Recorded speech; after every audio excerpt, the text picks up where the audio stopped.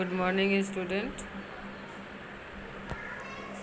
Standard 12, Subject BA, Chapter number 2, Lecture number 30, Question 25, Principle of Henry Pure. Okay. Point number 6 is subordination of individual interest to the general interest. Okay. कभी भी किसी भी form में work करते समय हमें ये ध्यान रखना ज़रूरी है कि आप वहाँ पे पर्टिकुलर पर्सन के इंटरेस्ट को ना ध्यान में रखें, बल्कि हमें ऐसे एक्टिविटीज़ को ज़्यादा इम्पोर्टेंस देना है जिससे पूरे ग्रुप को इम्पोर्टेंस हो या कि पूरे ग्रुप को फ़ायदे हो। ठीक है। Management is a collective activity. Management कभी भी ऐसा नहीं है कि अकेले नहीं कर सकते हैं, पर ये जनरली हम कलेक्टिव एक्टिविटी के रूप में करते हैं, मीन्स कि ग्रुप एक्टिविटी करते हैं। Hence there should be coordination between person and department, और इसलिए पर्सन एंड डिपार्टमेंट के बीच में कोऑर्डिनेशन होना बहुत इम्पोर्टेंट होता है।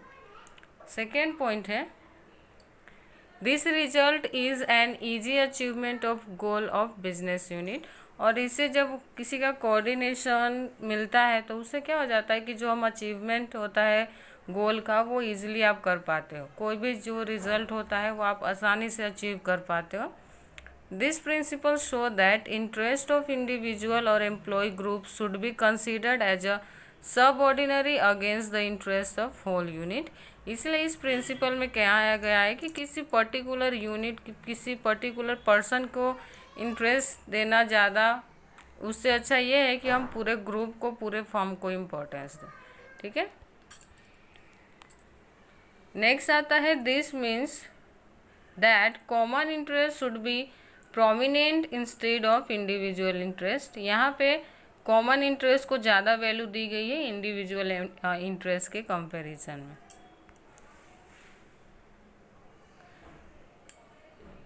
नेक्स्ट आता है पॉइंट 7, रेम्यूनरेशन ऑफ पर्सनल।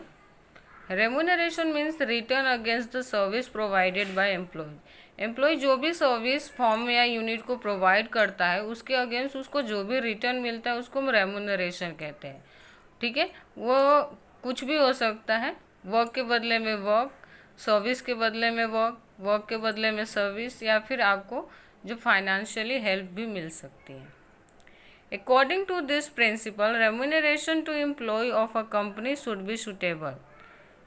इस प्रिंसिपल के अकॉर्डिंग ये कहा गया है कि एम्प्लॉयज़ को रेम्यूनरेशन हमेशा सूटेबल वेजेस पे मिलने चाहिए, मीन्स कि इस तरह से मिलना चाहिए जो कंपनी के साथ साथ एम्प्लॉयज़ के नीड्स को भी कंप्लीट करता हो।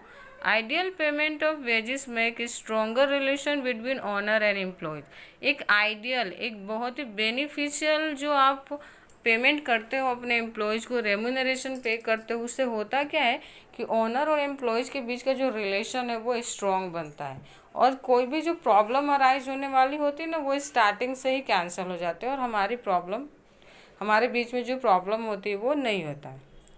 All employees do not work with the same efficiency in a unit.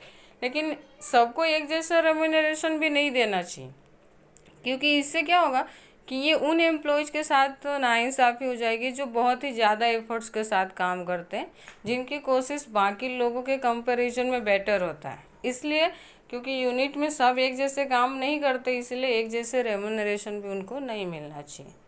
There are some efficient employees who are giving more production and doing more work.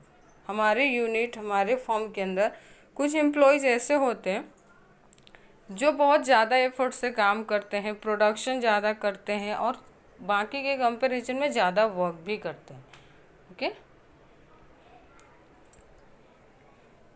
They should be compensate against their efficiency. इसीलिए जब भी हम compensation पे करने जाते हैं तो हमें उनके एफिशिएंसी को ध्यान में रखना होता है। By doing this work turnover rate decrease. इस तरह से करने से क्या होगा कि जो टर्नओवर रेट होगा वो क्या कर सकते हो आप, उसको डिक्रीज कर सकते हो। पॉइंट नंबर 8 आता है centralisation. There must be clarity that which action centralisation और decentralisation should be done to make successful management infrastructure.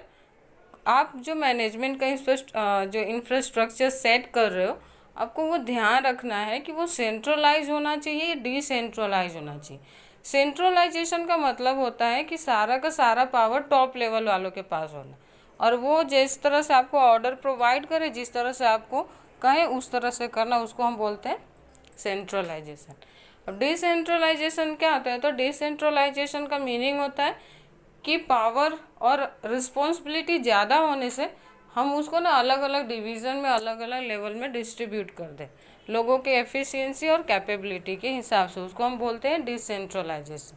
तो हम अपने फर्म, अपने यूनिट के अपने यूनिट का जो वर्क कंडीशन है वो देखते हुए हम ये डिसाइड करेंगे कि मैनेजमेंट सेंट्रलाइज होना चाहिए कि डिसेंट्रलाइज होना चाहिए। If power are not delegated it is centralize. मैंने आपको पहले ही कहा कि सारा का सारा पावर और अथॉरिटी जब टॉप लेवल के पास होता है, वहाँ मतलब होता है कि चीज़ें सेंट्रलाइज है।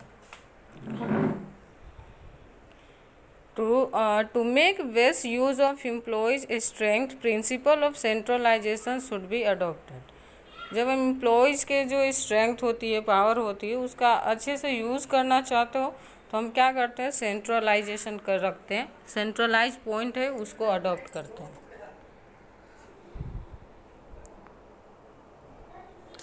Centralisation has low success ratio in a giant size unit. लेकिन जब बिजनेस यूनिट की जो साइज है वो ह्यूज हो, लार्ज हो, तो उस सिचुएशन में जो सेंट्रलाइजेशन वाला पॉइंट है वो सक्सेसफुल नहीं होता। Hence, centralization and decentralization is done as per the size of a unit. इसीलिए हमें सेंट्रलाइजेशन यूज करना चाहिए या डिसेंट्रलाइजेशन, ये टोटली हमारे बिजनेस के जो साइज है, यूनिट की साइज है, उस पर डिपेंड करेगी। पॉइंट 8 है scalar chain. This principle emphasise on creating chain from top level management to bottom level management.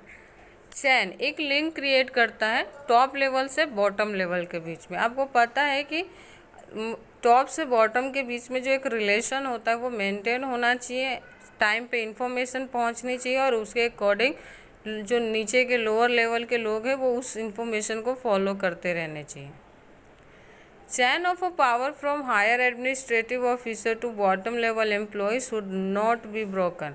कभी भी ये चैन बीच में ब्लॉक नहीं होना चाहिए। मीन्स कि जो भी इन्फॉर्मेशन है वो टाइम टू टाइम पहुंचनी चाहिए। अगर टाइम से बाद में इन्फॉर्मेशन पहुंचता है, मीन्स कि उसकी जो वैल्यू होती है वो डाउन हो जाती, इसलिए कभी भी लिंक बीच में से टूटने नहीं चाहिए। थर्ड आता है power and responsibility should be vested as per their respective level. हमें कौन से लेवल पे कितना पावर एंड अथॉरिटी देनी है, ये पूरा का पूरा किस पे डिपेंड करेगा? तो लेवल कौन सा है उसके ऊपर डिपेंड करेगा। जैसे कि टॉप है तो उस पर अथॉरिटी भी ज़्यादा होगी, पावर भी ज़्यादा होगी, और रिस्पॉन्सिबिलिटी भी उसी के कंपैरिजन में होगा। मिडल पे आपने देखा है कि टॉप से कम और बॉटम से ज़्यादा होता है, और लोअर लेवल पे सबसे कम रिस्पॉन्सिबिलिटी होती है तो पावर भी कम होती है। Employees working in a unit should be aware of who is responsible to home.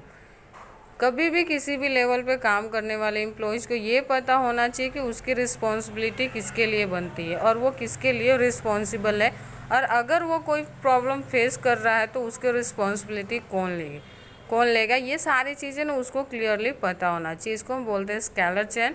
तो ये था पॉइंट नंबर 8। आई होप कि आपको समझ में आया होगा। Thank you.